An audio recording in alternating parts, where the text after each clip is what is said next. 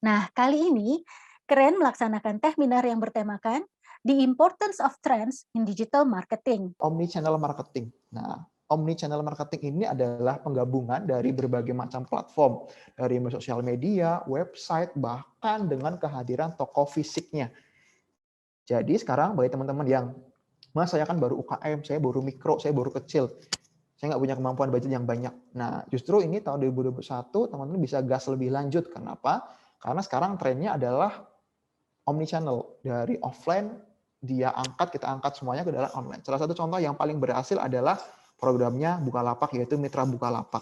Di sini mereka adalah gimana caranya mengempower banyak toko-toko kecil yang mungkin sebelumnya kita mungkin lihat di pinggir jalan, yang mungkin cuma toko kelontong satu ruko kecil, atau mungkin satu halaman rumah aja gitu misalnya, yang semula mungkin cuma jualan sembako. Mereka dengan Mitra Bukalapak, mereka bisa menghemat cost untuk bahan jualannya dengan dikirim langsung dari beberapa titik gudang dari Bukalapak yang sebelumnya mereka harus ke pasar, mereka sebelumnya harus ke toko-toko besar, mereka bisa hemat waktu, hemat harga juga, dan juga mereka bisa deliver beberapa service digital kayak top up pulsa, top up token PLN, bayar tagihan, bahkan transfer antar bank. Yang itu dari tahun 2010 kali ya, banyak-banyak bank BUMN kayak Briling, BNI, agen BNI gitu misalnya, mereka buka semacam agen di masing-masing toko buat melayani toko itu. Tapi lewat Mitra Bukalapak ini langsung kayak 2 tahun langsung spread banyak banget.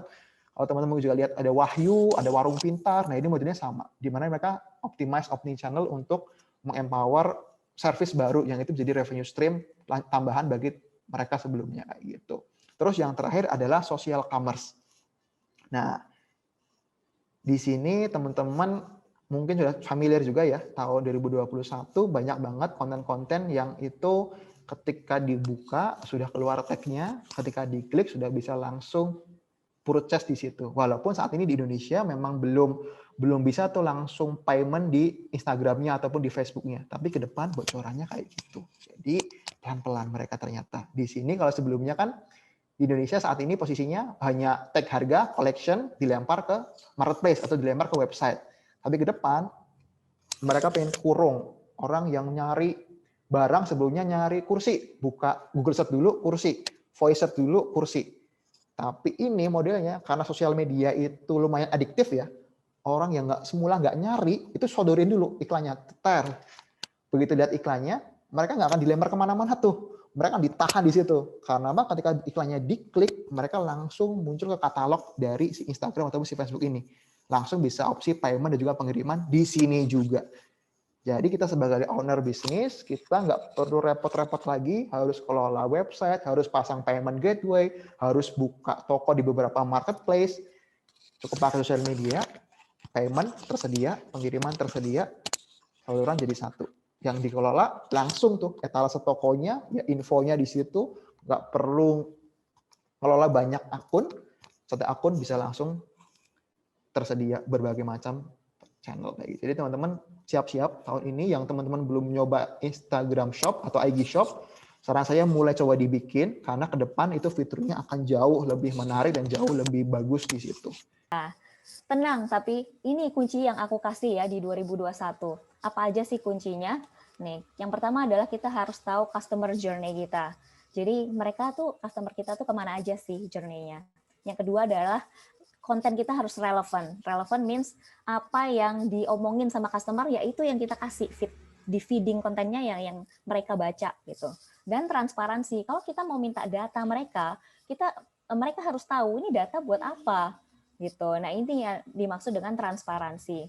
Terus kita juga nggak boleh serakah. Tadi kan dibilang ya doing ini, tapi kita sendiri nggak punya nih source-nya. Kita doing sendirian. Jadi kalian harus tahu kira-kira bisa menang di platform yang mana sih? Udah menangin satu platform aja dulu gitu. Baru nanti bisa move ke platform yang lain.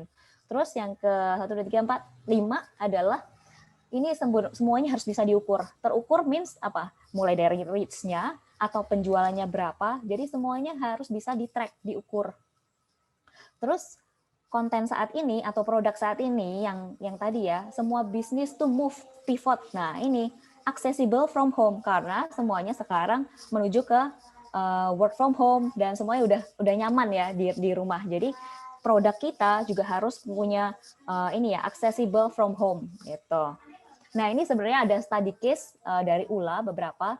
Jadi di level untuk konten awareness, apa yang harus kita lakukan ini. Jadi kita educate customer gitu kan. Kita bisa cari apa aja sih di ULA, terus mungkin nanti bisa juga dilihat ya di fanpage-nya ULA ada apa aja. Terus kita juga punya teman ULA. Teman ULA ini bisa menjual kembali dengan harga-harga yang lebih murah gitu. Kita sediakan platform di mana orang bisa ngejual kembali, beli aja di ULA, nanti bisa jual kembali gitu. Ini study case-nya ULA. Nah, conversion-nya seperti apa sih? Nah, kita menggunakan Facebook platform. Conversion rate kita bisa 60%. Karena apa? Kita pakai target market yang sesuai, kita targeting yang sesuai, platform yang kita pakai itu sesuai, which is kayak kita udah do research dulu. Reseller itu kebanyakan mainnya di platform mana gitu. Terus kita menggunakan konten-konten yang relevan. Jadi kalau misalnya kita ngomong reseller, ya kita harus ngomongin seputar reseller dan harga. Karena kan reseller pasti ngelihatnya harga kan. Nah, kita ngomongin tentang itu tuh. Nah, terus kita juga harus tahu yang tadi setelah kita tahu leads, kebutuhan customer itu seperti apa sih. Jadi sebenarnya sebelum customer kita hubungin, at least kita udah tahu mereka butuhnya apa. Nah, kita kasih choices gitu di sini. Minat kamu apa gitu. Jadi ada pertanyaan yang kita sodorin sebelum kita hubungin. Jadi at least dia nggak buta-buta banget lah ya waktu hubungin mereka gitu. Dan terakhir adalah transparansi datanya mau diapain sih gitu. Nah, ini salah satu lagi kunci suksesnya Women Talk. Kita do campaign di mana kita lihat anak muda sekarang itu mereka suka dengan impact marketing. Jadi digital marketing pun harus melakukan impact marketing. Impact marketing ini seperti kayak Nike gitu ya, empowering gitu. Terus ada Toms waktu itu bikin sepatu ada kayak apa ya, campaign awareness untuk sepatunya dia ke Afrika gitu kan, memberikan sepatu for free. Nah, impact marketing ini Women Talk. Jadi sebisa mungkin dengan ads kita itu masuk ke landing page nih, landing page-nya ini adalah empowering perempuan gitu. Kita empowering perempuan, nah habis itu mereka bisa bermain-main di halaman Perempuan Bisa ini. Ini campaign kita waktu di womentalk.com waktu itu, bisa bikin kartu, bisa bercerita. Jadi diberikan ruang untuk bercerita seputar masalah mereka dan kita nanti tanggapi. Dan juga kita bikinin satu section di Instagram Story dan kita bikinin video gitu bersama ini artis-artis.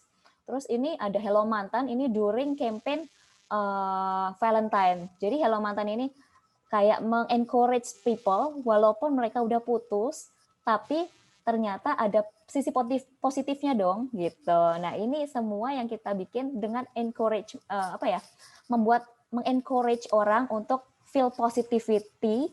Nah, ini di womentalk.com. Dengan tujuan apa? Dengan tujuan membuat impact di masyarakat. Ini apa? Conversion rate-nya 55% karena kita menggunakan target market yang sesuai, which is kayak kita menarget perempuan-perempuan yang mempunyai minat di bidang motivation and empowering. Terus kita menggunakan platform dan channel yang sesuai, kontennya juga relevan, waktunya juga relevan. Jadi ini special case gitu kan. Kita during celebrating Women's Day waktu Maret ya. Waktu Maret ada International Women's Day, terus ada Valentine, terus ini ada ini macam-macam lah ini waktunya, bisa nanti dicek sendiri di Women Talk Perempuan Bisa. Terus ini juga konten-kontennya unik, belum ada di media-media lain yang menawarkan mungkin experience yang seperti ini dan juga shareable tentunya. Tipsnya untuk kita membangun digital branding, baik itu digital branding personal kita, ya mungkin teman-teman di sini ada yang pengen jadi motivator ya, maka apa yang kita lakukan? Nah ini apa yang kita akan share di media sosial gitu. Pertama, tampilkan suasananya, soft selling ya, jangan hard selling. Misalnya postingnya itu beli ini, harga sekian ini, itu sudah mainstream teman-teman. Jadi memang harus anti mainstream atau harus lebih soft lagi. Makanya namanya soft selling ya. Tapi ke suasananya. Misalnya suasananya apa? Di Nurimi kan banyak yang tadi saya bilang, oh saya pengen rame orangnya, maka foto yang rame-rame itulah yang saya share. Kemudian ada siswa yang dia memiliki hafalan yang banyak, Al-Qur'annya saya bagikan. Saya bikin videonya saya share. Nah, kemudian Nah, lalu apalagi prestasi siswa. Nah, prestasi siswa, misalnya dia tadi kan banyak yang juara, tapi selama ini nggak pernah dipublis gitu kan. Nah, mungkin di sekolah kita banyak piala, tapi kita nggak tahu itu piala siapa sebenarnya gitu kan. Nah, tapi karena adanya jejak digital, maka orang-orang akan mencari tahu, wah ternyata prestasinya banyak ini. Nah, gitu. Apalagi testimoni. Jadi wali murid itu, ini tadi sempat juga disebut dengan minta testimoni para influencer ya. Kalau itu menurut pakar branding itu kurang bagus. Karena orang udah tahu, pasti dibayar itu. Makanya dia ngomong bagus karena dibayar. Nah, maka kita yang organik yang lebih bagus. Testimoni wali murid itu kita sampaikan. Alhamdulillah selama saya menyekolahkan anak di Nur Ilmi, hafalan anak saya menjadi lebih bagus. Kemudian ibadahnya jadi lebih rajin, kemudian dia lebih santun, ibadahnya juga tidak perlu lagi disuruh lagi. Nah, itulah dibagi-bagikan. Nah, itu testimoni ya. Kemudian apalagi berita atau tips. Misalnya ketika ada wali kota datang, gubernur datang ke sekolah, itu dipoto, di-share, bagi-bagikan. Terakhir itu kita undang Ustaz Abdul Somad ke Nurul Ilmi, kita bagikan itu, wah viral itu. Maka orang-orang mempersepsikan mungkin, wah Nurul Ilmi ini sampai-sampai Ustaz Abdul Somad aja diundang. Berarti bisa jadi kalau kita gabung di situ, mungkin kita akan sering juga diundang ikut agenda Ustaz Abdul Somad. Nah gitu, berita. Jadi kita tuh sedang membangun persepsi bahwasanya sekolah ini keren betul. Dan yang kelima lah hal unik lainnya. Misalnya ketika ada anak yang ketika bertemu dengan sampah dia ambil, itu kita foto. Atau ada anak yang lagi nunggu orang tuanya, dia sambil baca Quran, difoto lalu dibagikan ke yang lainnya. Dan itu semuanya harus dilakukan secara konsisten. Nggak bisa cuman sekali udah seminggu kemudian baru ngupload lagi, nggak bisa. Nah, dan saya 100% totalitas pada itu membangun personal branding itu, dan alhamdulillah sekarang saya merasakan nikmatnya. Mungkin teman-teman melihat di sini ada ruang studio ini karena apa? Karena melihat digital branding itu sangat memiliki dampak yang besar bagi sekolah ini, maka sekolah pun menyediakan studio untuk sekolah ini. Kenapa sih kita tuh harus memantau tren gitu? Kita sebagai content creator tuh selalu harus mantau tren terus gitu, kan capek ya. Jawabannya adalah yang pertama, kayak digital tuh kayak selalu berubah banget gitu. Kalau kita nggak ngikutin tren sekarang, kita tuh kayak bisa ketinggalan tuh jauh banget, terus kita jadi nggak relevan, terus kita dilupain, audiens kita jadi nggak ingat kita lagi gitu. Yang kedua, sosial media baru sama fitur baru tuh selalu ada tiap minggu gitu. Jadi kalau misalnya kita juga nggak kayak update, jadi engagement kita tuh bisa kecil gitu. Dan yang ketiga, ini menurut aku yang lebih visioner sih. Jadi kita sebagai content creator tuh harus prediksi juga nih konten masa depan, supaya kita bisa cepat-cepat belajar dari sekarang gitu. Karena kalau misalnya kita nggak belajar dari sekarang, kita bakal ketinggalan gitu kan. Nah, terus jadi next-nya apa sih prediksi tren yang bakal ada di tahun 2021? Terus gimana sih cara tren itu ngedukung si content creator?